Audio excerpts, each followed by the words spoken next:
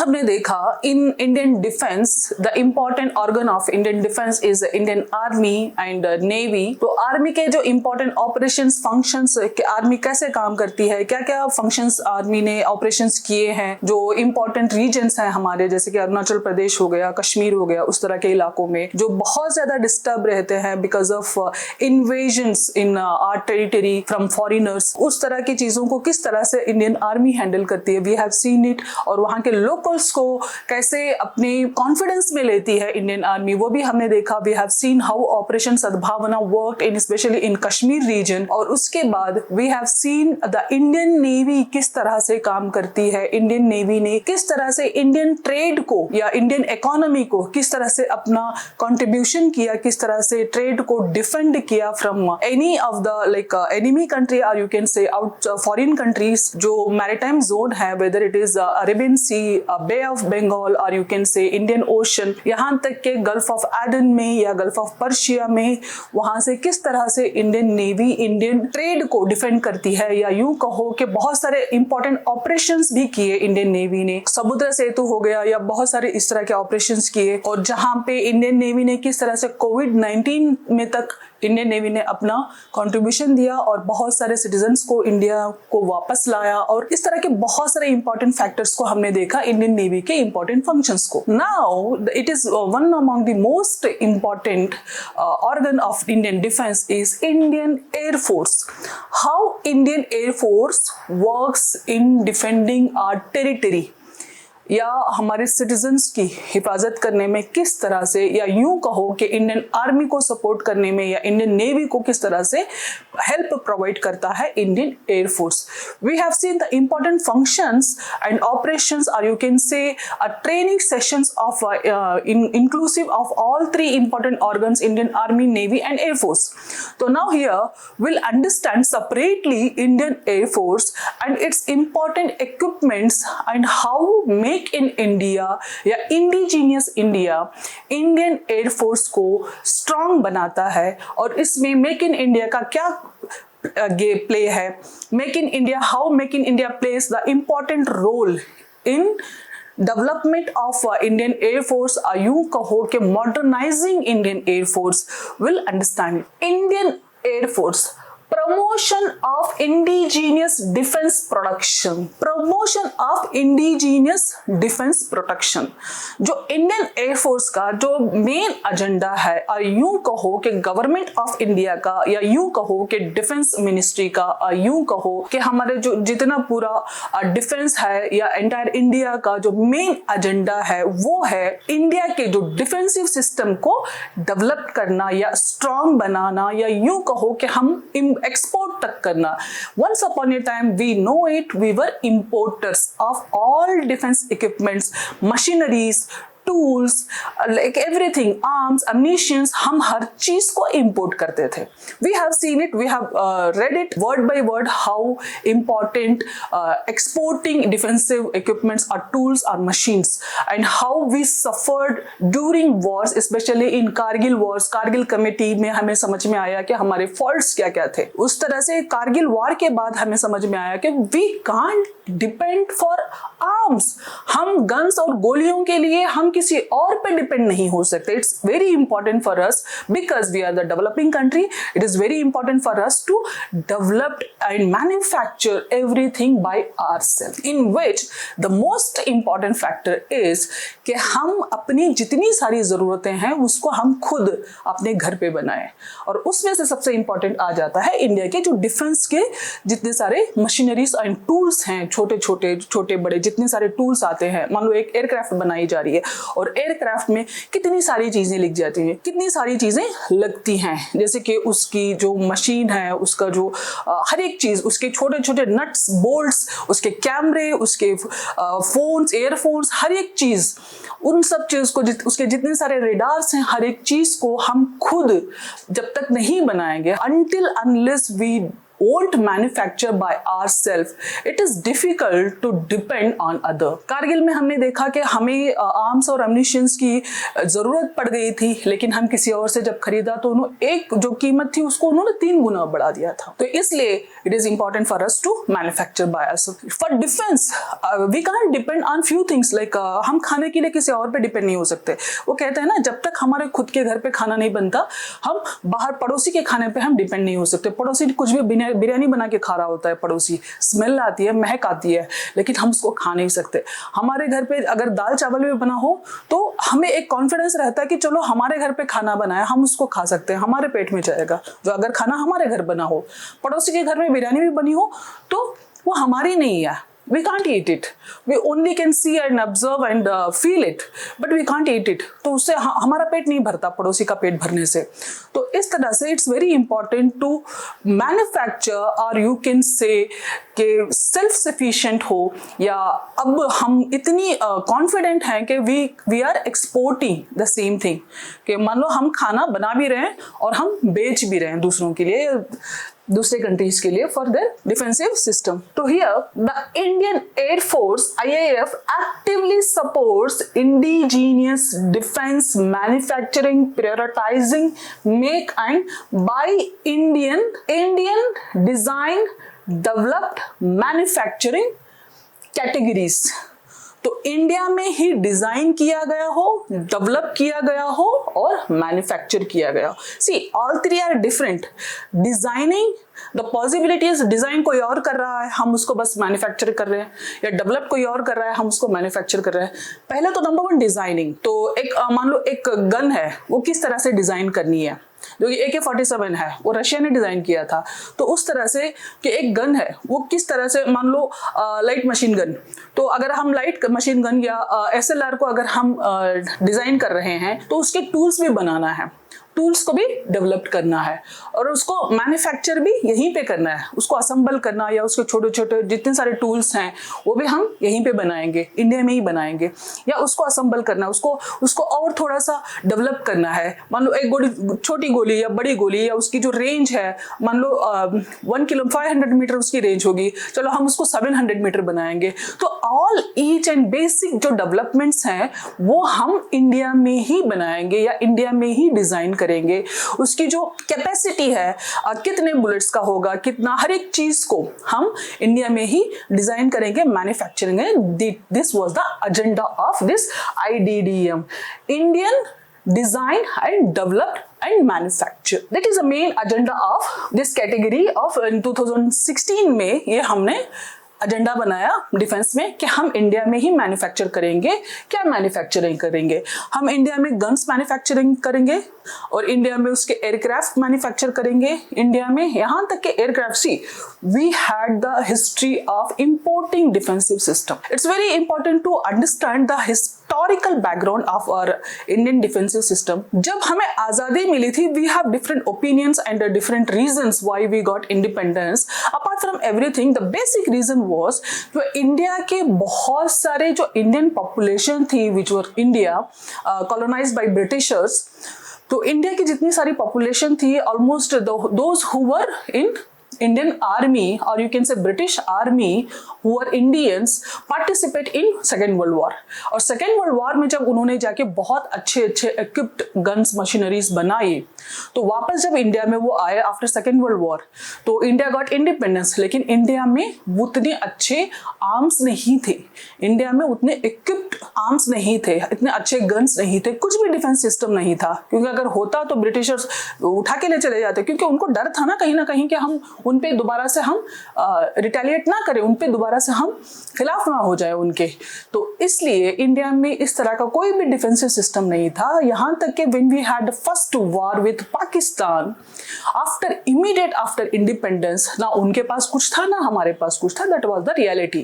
When we were fighting with each other immediate after independence, we both were dependent on other countries.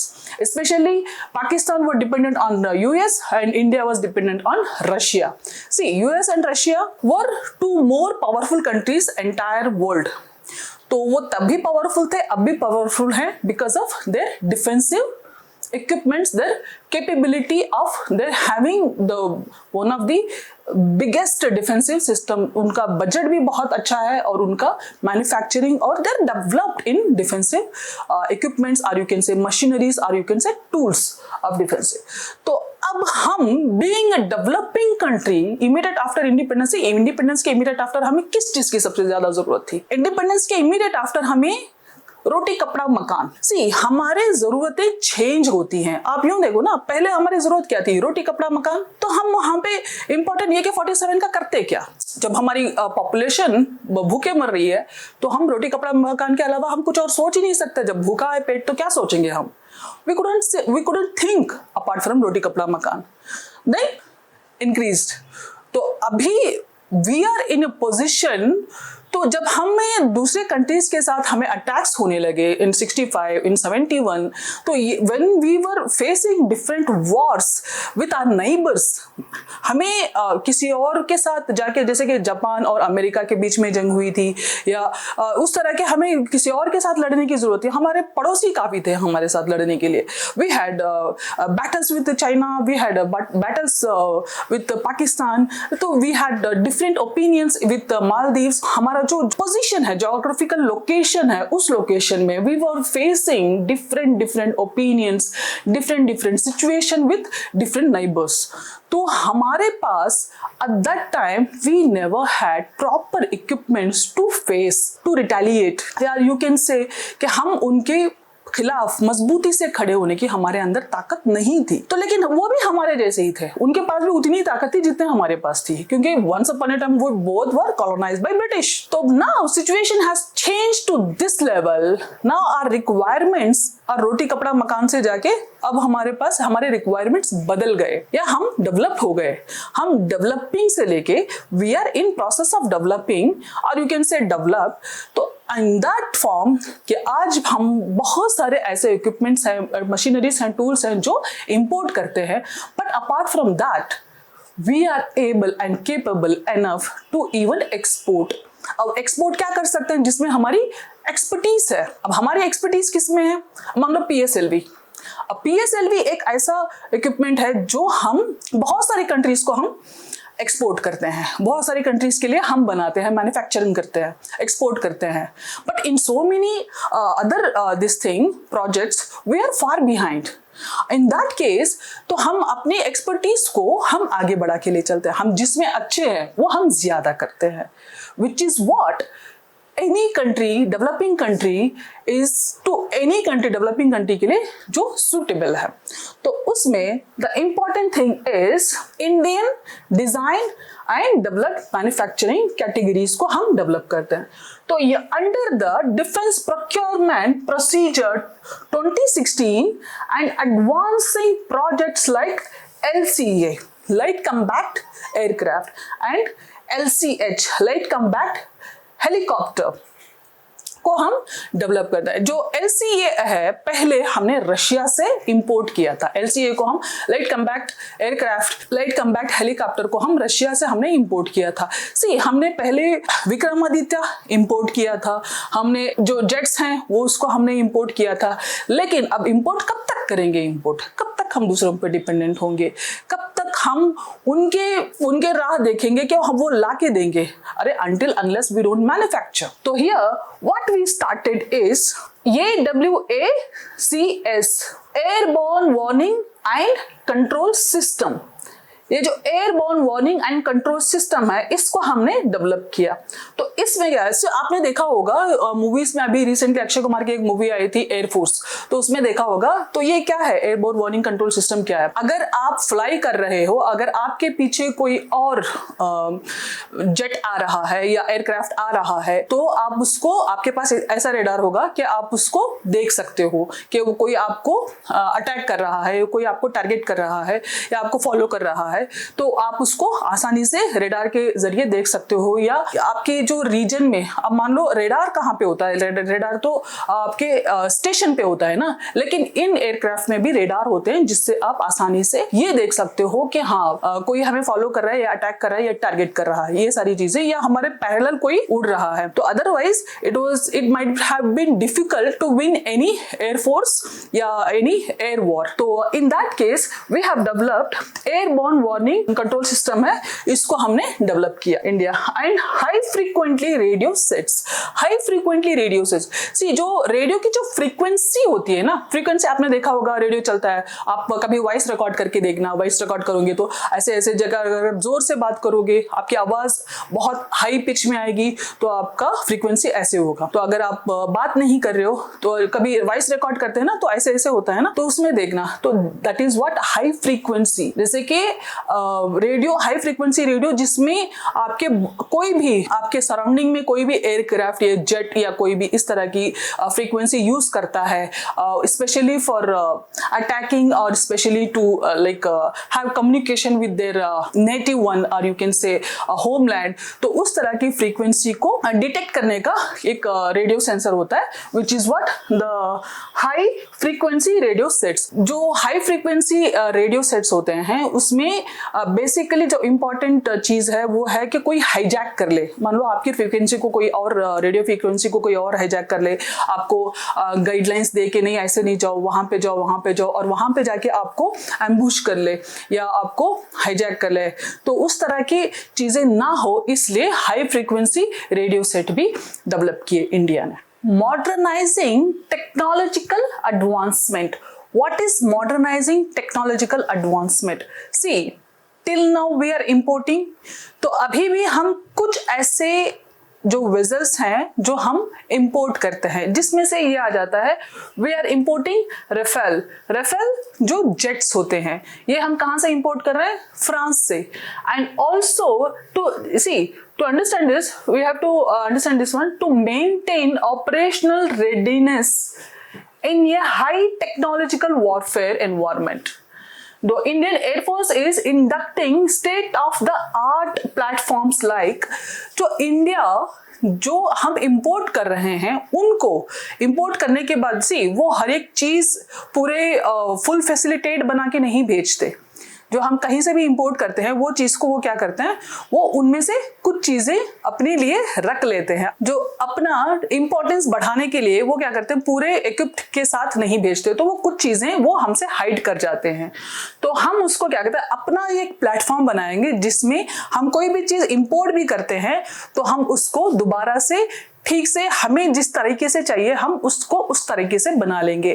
For example हम उसमें एक अच्छा सा radar लगा लेंगे, हम उसको रेडियो सेंसर लगा लेंगे, उस तरह की चीजें हम खुद ही डेवलप कर रहे हैं, क्योंकि हम अब जो इंपोर्ट करके ला रहे हैं वो उतने फैसिलिटेटेड नहीं होते, उतने अच्छे नहीं होते, या यूं कह से कि उनके अच्छे होते हैं लेकिन वो हमारे लिए अच्छे नहीं भेजते या हमारे लिए उतने डेवलप्ड नहीं भेजते, तो हम अपनी टेक्नोलॉजी को यूज करके उसको डेवलप कर लेते हैं। और for example we are bringing it from France, तो रेफेल जो है, जो जेट्स हैं जो एयर वॉरफेयर में यूज होते हैं वो हम फ्रांस से लाते हैं। अपाचे, अपाचे आपने देखा होगा बाइक नहीं है भाई, अपाचे जो अपाचे यहाँ पे हेलीकॉप्टर की बात हो रही है, आपने देखा होगा अमेरिका बहुत ज्यादा यूज करता है, कहीं भी उसके जो आर्मी जाती है वहां पे वो ड्रॉप करता है अपने आर्म लोगों को और वहां से वो पिकअप भी करता है, that is what helicopter Apache is.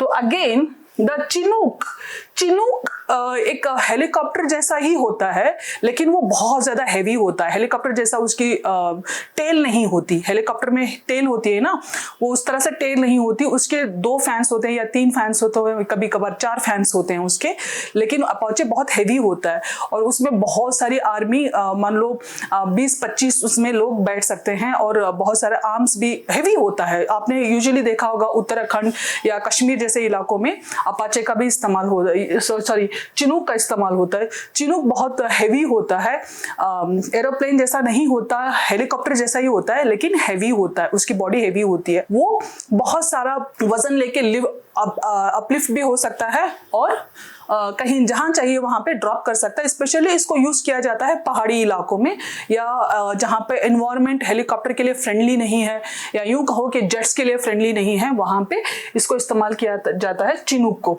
Specially पहाड़ी इलाकों में। While enhancing network centric capabilities through new technologies like software defined radios. तो जो सॉफ्टवेयर डिफाइंड रेडियोस होते हैं उन टेक्नोलॉजीज को इस्तेमाल किया जाता है। फॉर एग्जांपल इस तरह की चीजें जिसमें नेटवर्क सिस्टम होता है, जिसमें आपका एनवायरनमेंट का पूरा सिस्टम होता है, जैसे कि आपका मौसम कैसा है, उड़ाया जा सकता है कि नहीं जा सकता है, या आपके जितने सारे फ्रीक्वेंसीज हैं, नेटवर्क्स हैं, वो सारे इसमें आपके जो कोई फॉलो कर रहा है नहीं कर रहा है, ये सारी चीजें सेंसर्स इसमें इस्तेमाल किए जाते हैं।